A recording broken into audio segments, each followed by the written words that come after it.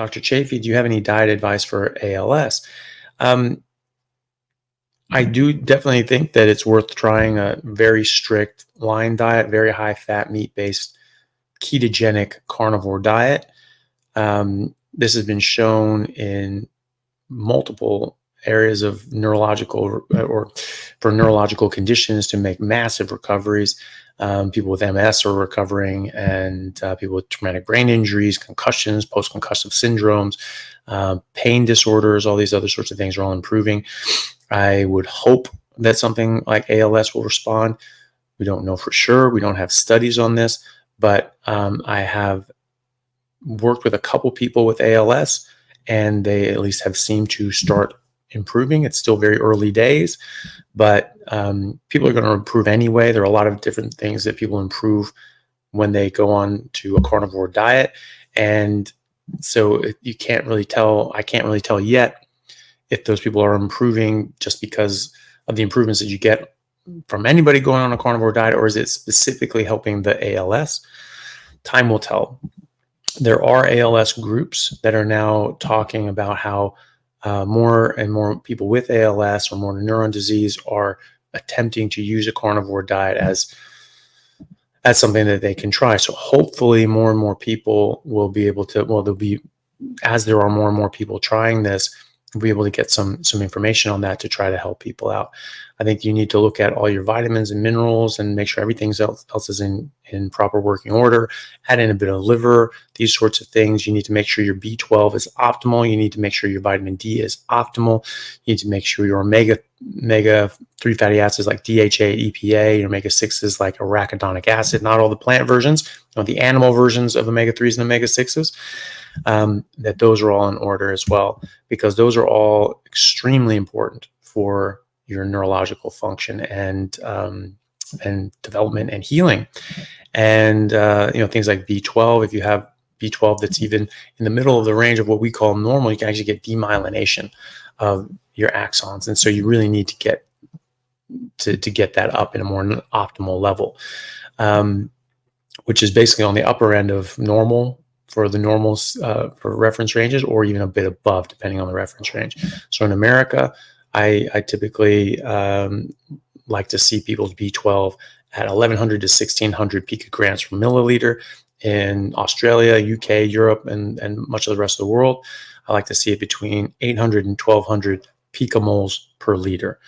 So depending on what units you guys use, I would get it up into that level. I would get your vitamin D up, well up at the upper ends of the reference range, if not above, because that's very important too. And all these reference ranges are just averages for the people that have come in. It's not an optimal range, it's an average range. And the average person is sick and malnourished. So that's not who you want to compare yourself to. You want to compare yourself against healthy people in optimal ranges.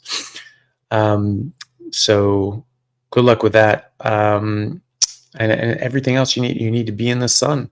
You need to get proper sleep. You need to reduce stress. You need to just be outside living a more normal life. Don't sit in a box all day. Sun is really important. It can help promote vitamin D, but it also promotes nitric oxide and other sorts of proper flow in your arteries and things like that. I mean, there's a lot of big benefits from being in the sun. And just getting light in your eyes. Those UV light actually trigger a signal in your retina, goes to your brain and triggers brain-derived neurotropic factor, BDNF, which actually helps your brain and nervous system improve, and particularly your hippocampus, that's involved in memory and recall and depression, all these other sorts of things. Really important. So you got to do everything with something like ALS or other major issues like cancer, etc. You got to throw the kitchen sink at it.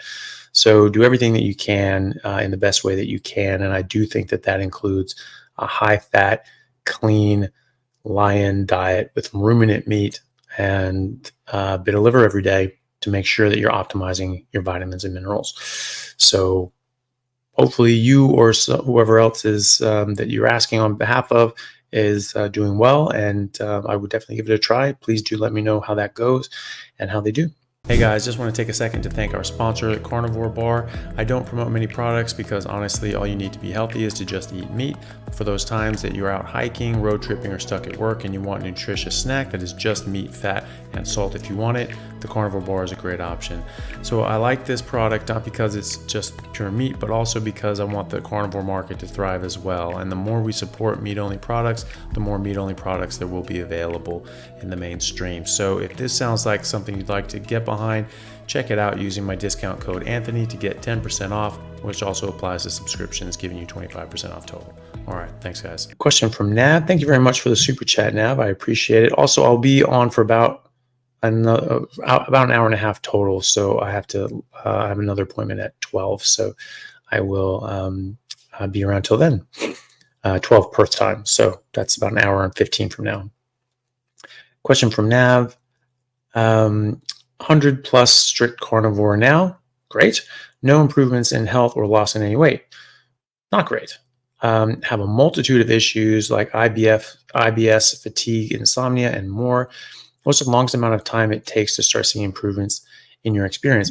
The longest I've seen it, it depends on what you're talking about. So I have seen people, take 3 months, even 6 months before their energy levels start to improve, where they're feeling really low and really poor energy, and then just something just clicks, and then all of a sudden they have all this great energy and they feel really good. I've seen that take as long as 6 months. I've only seen a couple people have to go that long, but I've seen a few other people do it in like about 3 months. That is a bit more common. Most people be faster than that. And then as far as weight loss is concerned, I've seen it take longer than that. I've seen it take anywhere from 8 months to a year and a half before people start losing weight. And people just start at different points in their life and have different metabolisms, have different metabolic states, and different hormonal patterns as well. If you're finding that you're not sort of getting the benefits you think you should at this point, you can try getting a blood panel, try looking at your hormones, vitamins, and minerals, and seeing if something's off. I mean, you could have an underlying medical condition that could be holding you back as well. You check your leptin as well, your serum leptin, leptin. And if that's elevated, that is, it's difficult to lose weight when that's elevated. And that's a sign of a slowed metabolism in leptin resistance. But check other things as well. You can check your thyroid. You can check, your sex hormones, and you can check your vitamin B12. You can check your folate. You can check your vitamin D. You can check your erythrocyte, red blood cell levels of magnesium and zinc, and folate too. You want to check your erythrocyte levels of those. It's not really accurate otherwise. And just see if there's something limiting you, seeing there's something pulling you back. I mean, you will be getting all the nutrients you need from eating meat, especially if you add in a bit of liver, a couple ounces of liver a day or 3 days a week or something like that.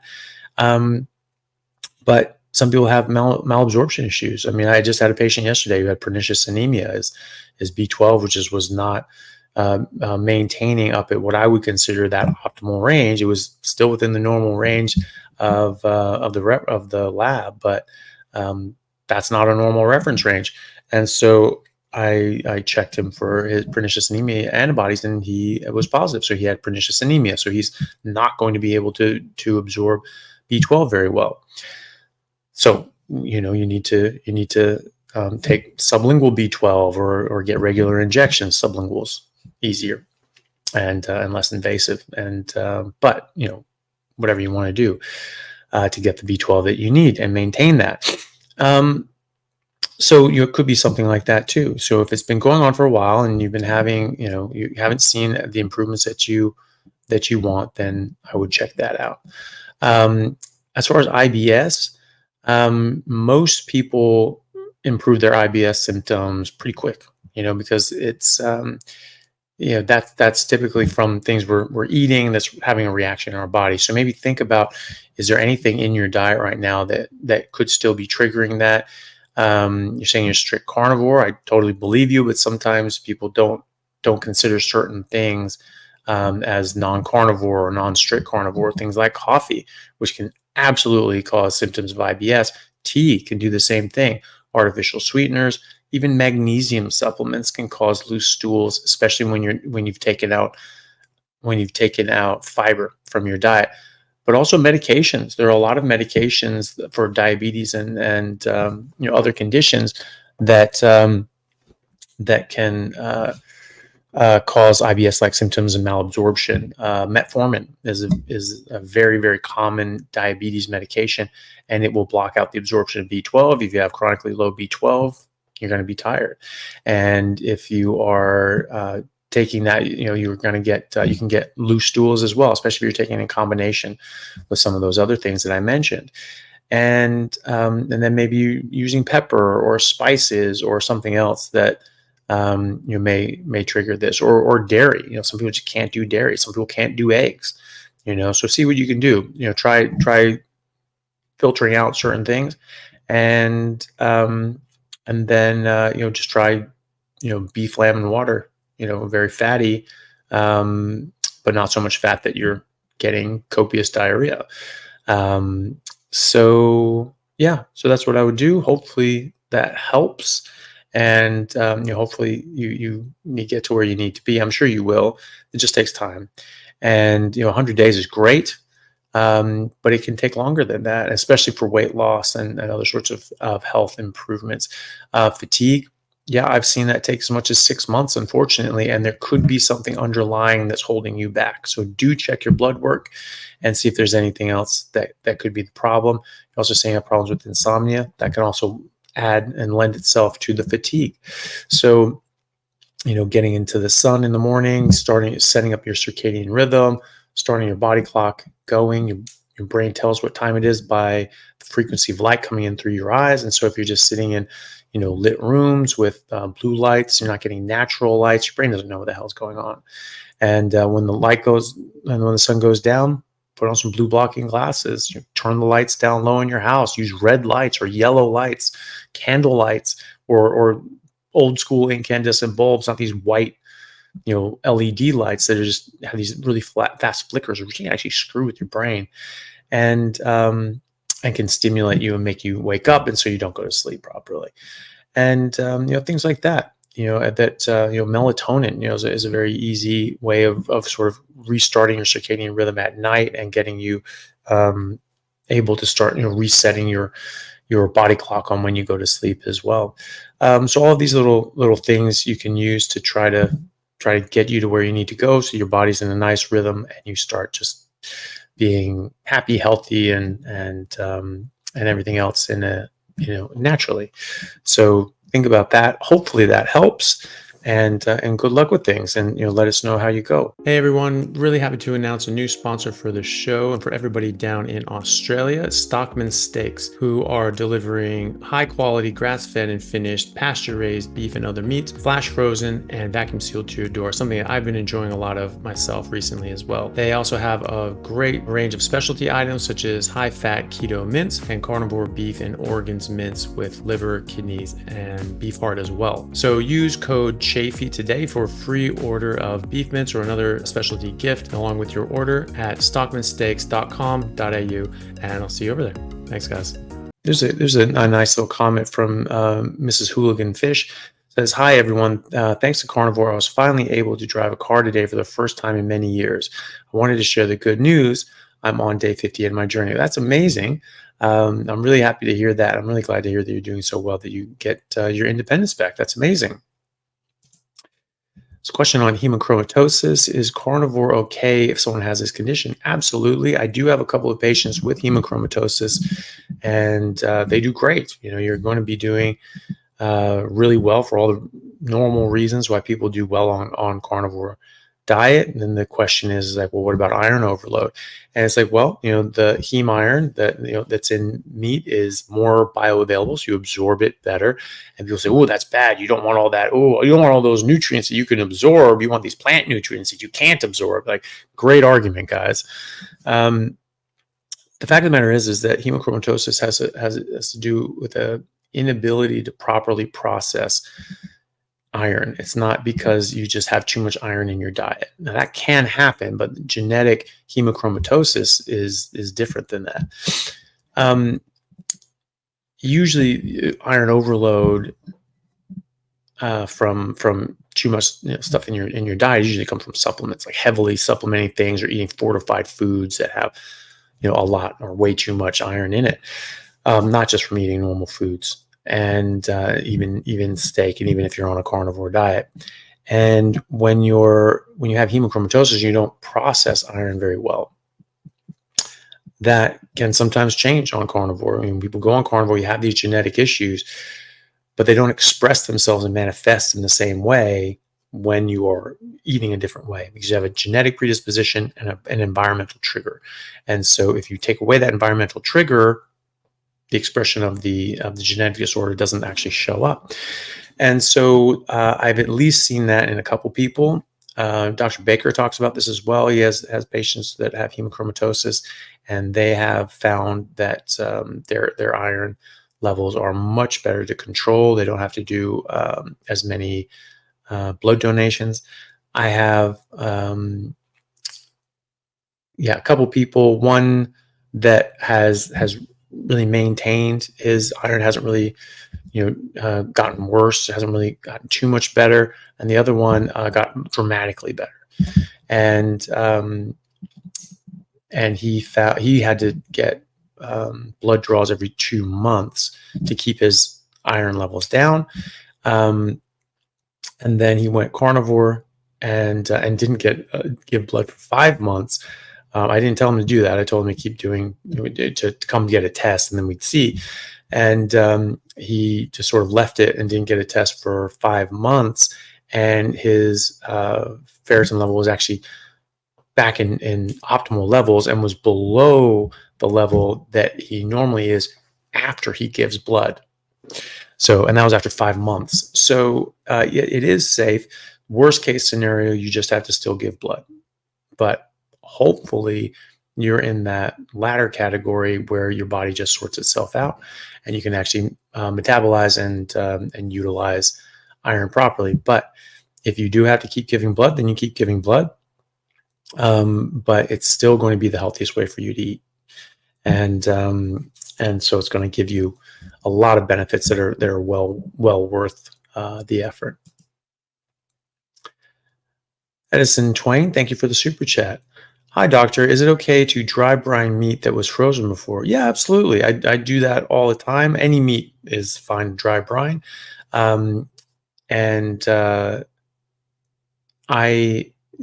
that I get now gets shipped out frozen from a regenerative farm, the Stockman steaks that are a sponsor for my show. And so they send out, frozen things, and then I'll cut them up into steaks. And I don't really salt them much anymore, if ever. But I'll still dry them out on those drying racks. I always do that. And that always tastes better. And so you can definitely do that with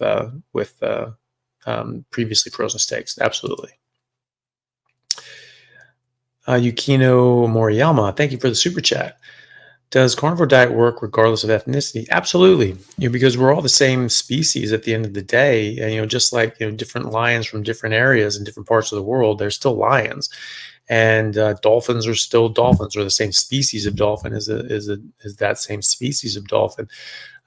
Some people like to say like, well, orcas, they're different orcas eat different things. I was like, well, just because your circumstances are such that you may have different access to food, like bears in different areas. Some have more access to fish, like up in, Canada or Alaska, they're just eating salmon. Kodiak Island, they're just salmon.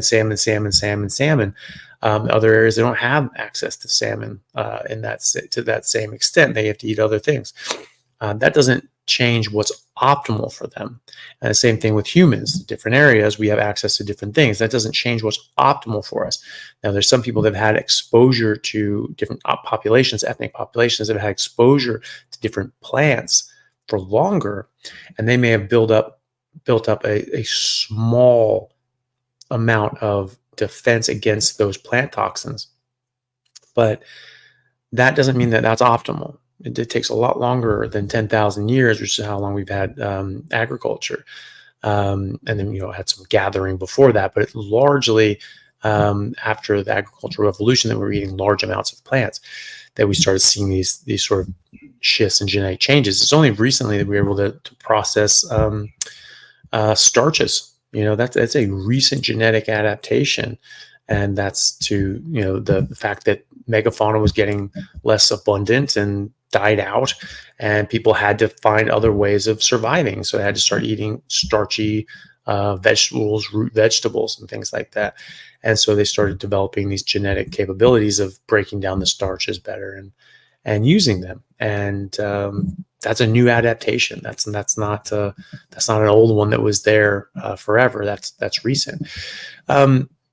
So some people, some ethnic populations that have had exposure to certain post-agricultural foods will have a bit more defenses against inappropriate foods, suboptimal foods, but we all still have the same benefit from optimal foods. So you will never find two members of the same species that have different optimal diets. Like I said, situationally, maybe they eat different things. That doesn't mean that it's optimal. You have a bear that is eating meat and moose and fish, and there's another one that's having to go through trash and dumpsters.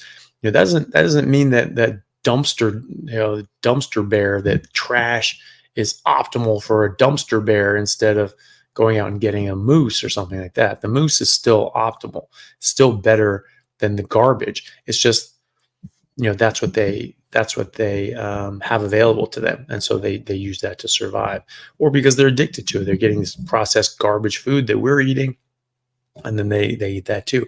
I saw cows in Bangladesh, going through trash to lick the flavoring out of packets of Ruffles.